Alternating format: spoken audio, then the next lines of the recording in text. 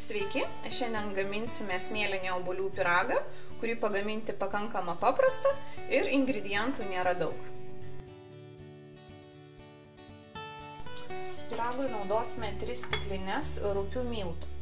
Vietoj rupių miltų, aišku, galima naudoti ir paprastus kvietinius baltus miltus arba vieną stiklinę miltų keisti trintais riešutais, o kas mėgsta, taip pat galima būtų pakeisti ir stiklinę avižinių dribsnių. Pilame stiklinę cukraus, aš naudoju baltąjį, galima, aišku, panaudoti rudąjį, tada bus pyragas aromatingesnis. Ant viršaus tarkuosime 180 gramų sviesto. Iš sviesto, miltų ir cukraus gaminu trupinius rankomis.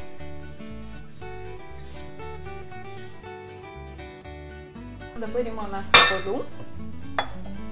Pyragui reikės 4 didelių obuolių arba kokių 6 mažesnių. Obuolius nulupame, išimame sėklas ir pakankamai stambiai supjaustome. Obuolius apibarstome 1 šaukštu cukraus ir gausiai apiberiame cinamonu. Štai obuoliai paruošti. Dabar į formą dedame pusę pagamintų trupinių. Ant viršaus dedame obuolius.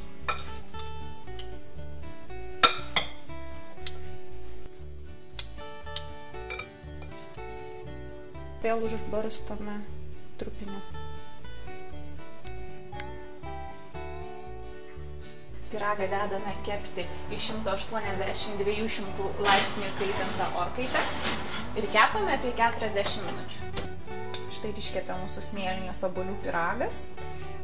Vietoje obuolių galima naudoti kriaušes, jas galima skaninti spanguolėmis arba slyvomis. Tai, ką turite, tai ir naudokite.